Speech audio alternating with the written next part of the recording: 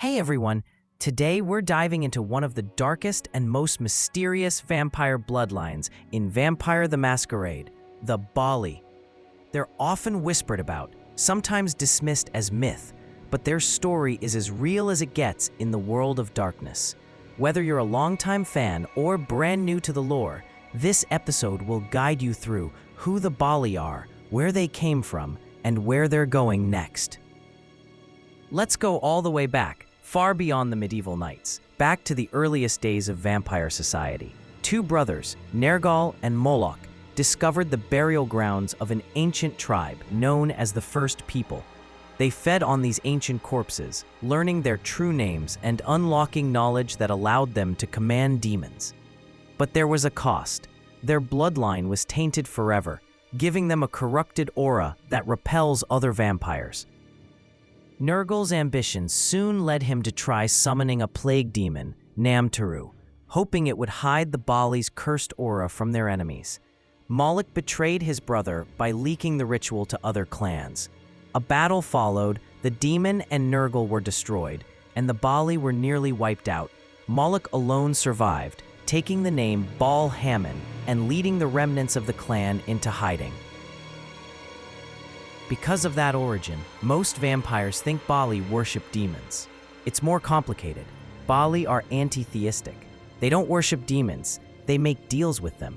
They see all kindred as damned and believe embracing that damnation frees them to commit atrocities without remorse. Their public image as hellish cultists is partly a decoy, intended to mislead hunters and other vampires, while the real Baali work quietly behind the scenes. They possess a unique ability. They can re-embrace other vampires. This means draining a vampire completely and feeding them Baali blood, effectively converting them into a Baali. Rumors even suggest they can use preserved flesh from the First People to perform this transformation instantly. After the Namtaru disaster, the Baali weren't heard from for centuries. To survive, they engineered a revenant family called the Dahabi, using Nergal's potent blood. These mortals are addicted to Baali vitae. Without it, they descend into cannibalistic madness.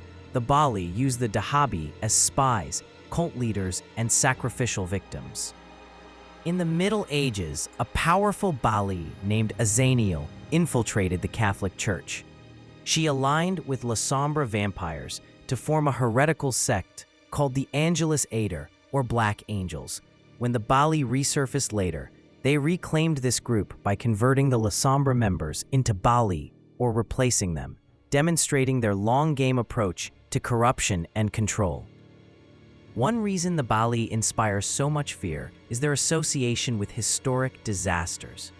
They're blamed for plagues, famines, and wars, and many kindred believe their presence heralds the end of the world.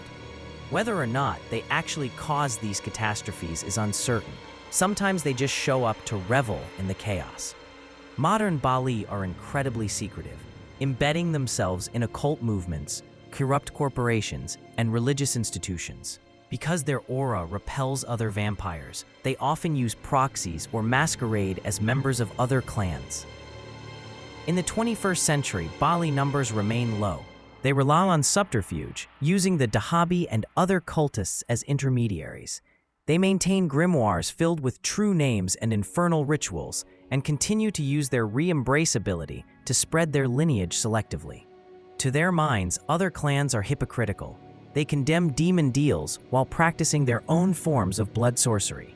From the Baali perspective, at least they're honest about their damnation. If you're familiar with the 5th edition of Vampire the Masquerade V5, you might have noticed that the Baali were nowhere to be found when the edition launched. Early V5 books, like the core book, Camarilla, Anarch, and Cults of the Blood Gods, simply didn't mention them. There was no official explanation in print. Many fans speculated that their infernal theme didn't fit the modern focus, but that was only speculation. That changed with Tattered Façade, a horror-focused sourcebook slated for release in November 2025.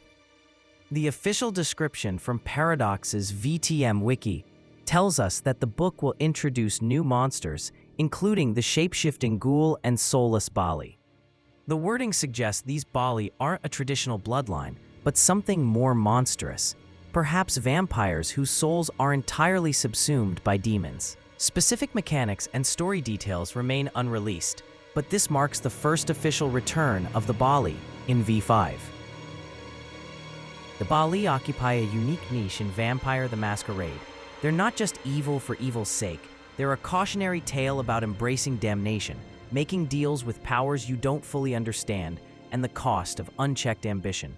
From Nergal and Moloch's ancient pact, through centuries of secret cults and corrupted religions, to their modern reintroduction as soulless monstrosities, the Baali remind us that the world of darkness always has deeper, darker depths. If you're telling stories in this setting, the Baali can serve as terrifying antagonists, shadowy manipulators who turn allies into enemies and wage spiritual warfare in the shadows. As V5 evolves, it'll be fascinating to see how soulless Baali fit into the modern landscape, and whether players ever get a chance to face or embody the full horror of this ancient bloodline. Thanks for sticking with me through this dark journey. If you enjoyed this exploration of Baali history, let me know in the comments what you'd like to explore next. Maybe the Salubri, the Banu Hakim, or the Bruja. Don't forget to subscribe for more deep dives into the world of darkness.